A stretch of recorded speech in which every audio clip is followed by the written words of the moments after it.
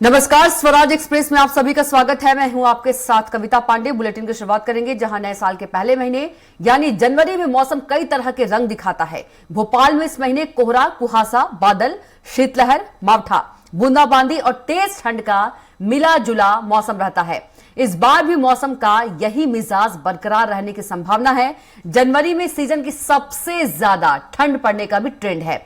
दूसरे पखवाड़े की शुरुआत से पहले और महीने के अंत में न्यूनतम तापमान 4 डिग्री से 8 डिग्री तक पहुंच जाता है।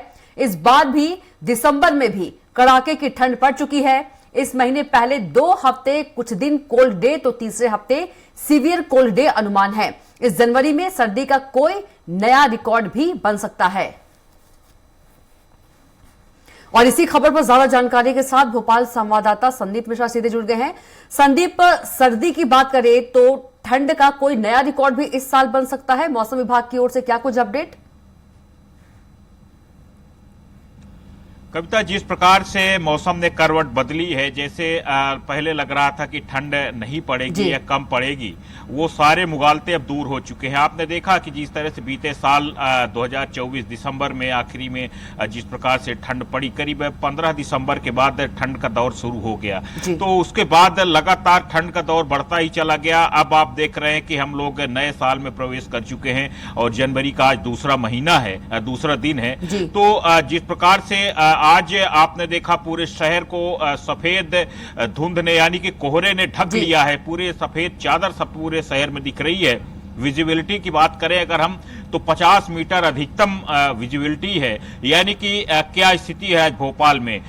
मौसम विभाग की बात करें तो मौसम विभाग ने भी अगले 3-4 दिनों तक भारी ठंड पड़ने की बात कही है, यानी कि जो टेम्परेचर है वो लगातार डाउन होता चला जाएगा, करीब 3-4 डिग्री तक भी आ सकता है।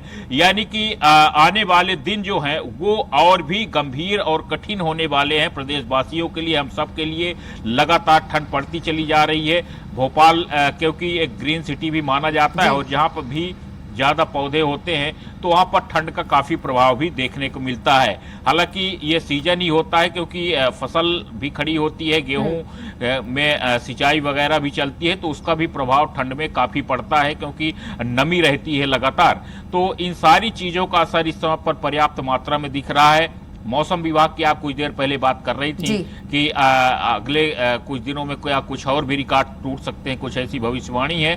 तो बिल्कुल इस बात में कोई शक नहीं। मौसम विभाग की तरफ से जो अंदेशा है कि आने वाले कुछ दिनों में कई सालों के रिकॉर्ड टूट सकते हैं, जो अंदेशा लगाया जा रहा है, जिस प्रकार से नमी आ रही, ठंड हवाएं आ रही हैं, तो उससे बिल्कुल आने वाले कुछ समय में अच्छी खासी ठंड पड़ सकती है। जी बिल्कुल संदीप, खासकर 3 दिनों की बात करें, जिस तरह से मौसम विभाग ने अपडेट दिया है कि 3 दिन तक शीतलहर और कोहरे का अलर्ट जारी किया है मौसम विभाग ने, तो लोगों को काफी सावधानी बरतनी चाहिए। बिल्कुल, देखिए कविता, आप ठंड का एक ऐसा सीजन है कि जितना अच्छा मानते हैं उतना ही बुरा भी ये सीजन होता है, क्योंकि ठंड किस तरह से लग सकती है लोगों को इसका अंदाजा नहीं लगाया जा सकता। तो आने वाले दिन कठिन जरूर होंगे और यहाँ पर लोगों को एहतियात बरतनी पड़ेगी। सरकार की तरफ से भी तरह तरह के उपाय अपनाए जा रहे हैं। हालांकि जिस प्रकार से पहले नगर निगम के माध्यम से अलाव जलाने की प्रथा हुआ करती थी, आमतौर पर शाम को और सुबह अलाव की व्यवस्था की जाती थी नगर निगम की तरफ से, लेकिन नगर निगम ने खुद ही कुछ ही समय पहले निर्देश जारी किया था कि किसी भी प्रकार से कोयले का इस्तेमाल नहीं होगा, भट्टियां नहीं जलेंगी। और इन सब की चपेट में कहीं न कहीं अलाव भी आ रहा है, क्योंकि अलाव भी जब जलता है तो उससे प्रदूषण की उम्मीद बढ़ जाती है। तो फिलहाल अब कहीं न कहीं अगर हम बात करें तो इन सब चीजों से नगर निगम हट करके अब जो हीटर की व्यवस्था है उसकी व्यवस्थाएं कर रहा है, पुरजोर कोशिश कर रहा है। हालांकि जो अलाव था तो वो कहीं भी चौक चौराहों में जला दिया जाता था, लेकिन हीटर की हर जगह व्यवस्था नहीं है। सिर्फ रैन बसेरों तक ही अभी हीटर सीमित है, वो भी सभी रैन बसेरों में हीटरों की व्यवस्था नगर निगम अभी तक नहीं कर पाया है।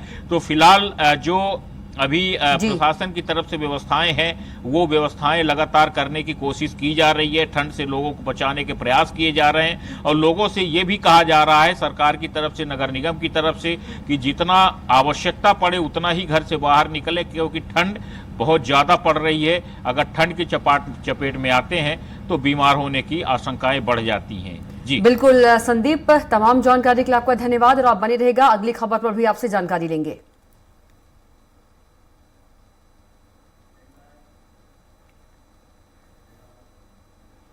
वहीं मध्य प्रदेश में भाजपा जिलाध्यक्षों की नियुक्ति को लेकर घमासान छिड़ा हुआ है। जिन जिलों के अध्यक्ष रिपीट होने की संभावना है वहां सबसे ज्यादा गहमागहमी है। ऐसे जिलों के स्थानीय नेता और कार्यकर्ता प्रदेश नेतृत्व के पास जिलाध्यक्षों की शिकायतें लेकर पहुंच रहे हैं। घोषित होने के बाद बदले गए मंडल अध्यक्षों ने भी स्थानीय नेताओं की शिकायत की है। प्रदेश भर में हुई रायशुमारी के बाद बनाए गए पैनल पर आज प्रदेश भाजपा कार्यालय में जिलेवार 1-to-1 चर्चा होगी। बीजेपी के राष्ट्रीय सह संगठन महामंत्री शिव प्रकाश, क्षेत्रीय संगठन मंत्री अजय जामवाल, प्रदेश संगठन महामंत्री हितानंद शर्मा जिला निर्वाचन अधिकारियों से पैनल पर चर्चा करेंगे। और इसी खबर पर ज्यादा जानकारी के साथ एक बार फिर से भोपाल संवाददाता संदीप मिश्रा सीधे जुड़ गए हैं। संदीप, एमपी बीजेपी में जिला अध्यक्षों की बात करें तो जमकर खींचतान जो है हो रही है और इसी को देखते हुए 2 और 3 जनवरी को बड़ी बैठक बुलाई गई है। क्या कुछ इस पर और ज्यादा जानकारी? कविता, भारतीय जनता पार्टी बदलाव के दौर से गुजर रही है और जिस प्रकार से भारतीय जनता पार्टी में जिला अध्यक्षों को लेकर खींचतान चल रही है, लगातार कहीं न कहीं विवाद की स्थितियां निर्मित हो रही है। हालांकि अगर हम बात करें इससे पूर्व तो भारतीय जनता पार्टी में इस प्रकार से विवाद देखने को नहीं मिलते, लेकिन जिस प्रकार से भाजपा में कहीं न कहीं अगर हम बात करें तो कांग्रेसीकरण हुआ है, यानी कि लाखों की संख्या में, ये भाजपा का दावा है। क्योंकि लोकसभा चुनाव के दौरान जिस प्रकार से भाजपा ने दावा किया था कि करीब 5 से 6 लाख कार्यकर्ता कांग्रेस के भाजपा में शामिल हुए हैं, यानी कि बड़ी संख्या में कांग्रेसीकरण हुआ भाजपा का। उसके बाद जो कल्चर है भाजपा का, उसमें बहुत कुछ बदलाव हुआ। अभी तक आपने देखा होगा कि कभी भी भाजपा में एक नेता दूसरे नेता खिलाफ खुल करके मंच में बयानबाजी नहीं करता था। अंदरूनी तौर पे भले एक दूसरे के खिलाफ टांग खिंचाई हुआ करती रही हो, लेकिन खुल करके मंचों में एक दूसरे के खिलाफ कभी भी बयान नहीं होते थे। लेकिन अब वो भी उस प्रकार के बयान भी अब भाजपा में चलने लगे हैं। तो वो विवाद अब कहीं ना कहीं अगर हम बात करें तो सतह में आने लगा है और उसकी बानगी के तौर पर आप जिला अध्यक्षों के चुनाव को देख सकते हैं। जिस प्रकार से जिला अध्यक्षों को लेकर के मंथन चल रहा है, भारतीय जनता पार्टी के संगठन की ओर से दावा किया गया था कि 30 दिसंबर के अंदर सभी जिलों के अध्यक्षों की घोषणा कर दी जाएगी। लगातार चुनाव प्रभारियों की और पर्यवेक्षकों ने रायशुमारी की, क्षेत्रों में जाकर के, अलग अलग जिलों में जाकर के जितनी आपसी समन्वय बनाने का प्रयास किया गया, सभी तरह के तमाम प्रयासों के बावजूद भी करीब 10 से 11 जिले ऐसे हैं जहां पर भारतीय जनता पार्टी आपसी समन्वय नहीं बना पाई। दूसरी बात एक और भी है कि जिस प्रकार से ये कहा गया भाजपा में कि किसी भी अध्यक्ष को रिपीट नहीं किया जाएगा, तो करीब 10 से 15 ऐसे अध्यक्ष हैं जो एक बार फिर दावेदारी कर रहे हैं। यहां तक कि वो भोपाल से लेकर दिल्ली तक अपना दौड़ लगा रहे हैं, दिल्ली में भी लॉबिंग कर रहे हैं, बड़े बड़े नेताओं के पास पहुंच रहे हैं। तो बहुत सारे अलग अलग तरह के विवाद हैं। मंडल अध्यक्षों का भी अभी तक विवाद सुलझ नहीं पाया, करीब क्योंकि अब 1313 के आसपास मंडल हो चुके हैं भारतीय जनता पार्टी के।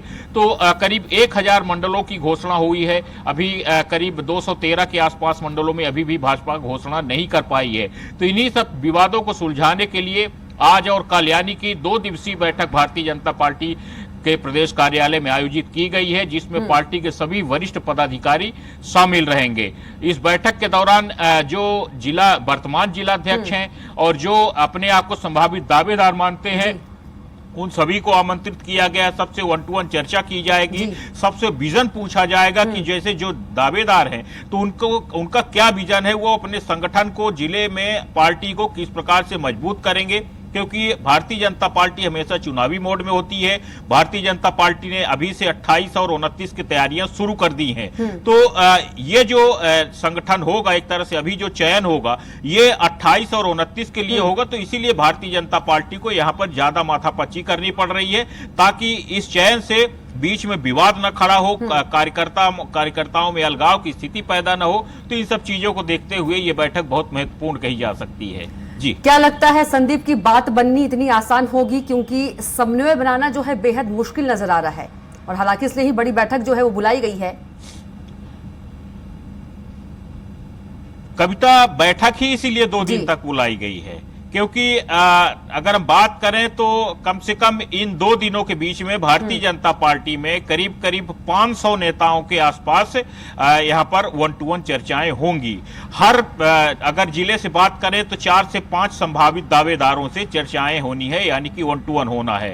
1-to-1 चर्चा होगी। एक अगर नेता से अगर आप बात करते हैं बंद कमरे में राउंड टेबल में जब बात होगी तो कम से कम 5 से 10 मिनट एक नेता को समय दिया जाएगा। तो लगातार ये मुलाकातों का दौर चलेगा, 1-to-1 का दौर चलेगा, इसीलिए 2 दिनों का वक्त रखा गया है। और फिर इसके बाद यहां से 3-3 नामों का पैनल तैयार किया जाएगा। जब 3-3 नामों का पैनल तैयार हो जाएगा तो उसको दिल्ली भेजा जाएगा। फिर दिल्ली में आखिरी बार एक बार फिर बैठक होगी, क्योंकि हाल ही में अभी 2 दिन दिल्ली में बैठक हुई है जहां देश भर की राज्यों को लेकर मंथन हुआ, जिलाध्यक्षों को। तो अब यहां से फाइनल लिस्ट तैयार करके 3 नामों की, और फिर उसके बाद दिल्ली भेजा जाएगा। दिल्ली में फिर बैठक चलेगी और फिर वहां से शॉर्ट लिस्ट करके सिंगल नामों की घोषणा कर दी जाएगी। जी बिल्कुल संदीप, तमाम जानकारी के लिए आपका बहुत ही धन्यवाद।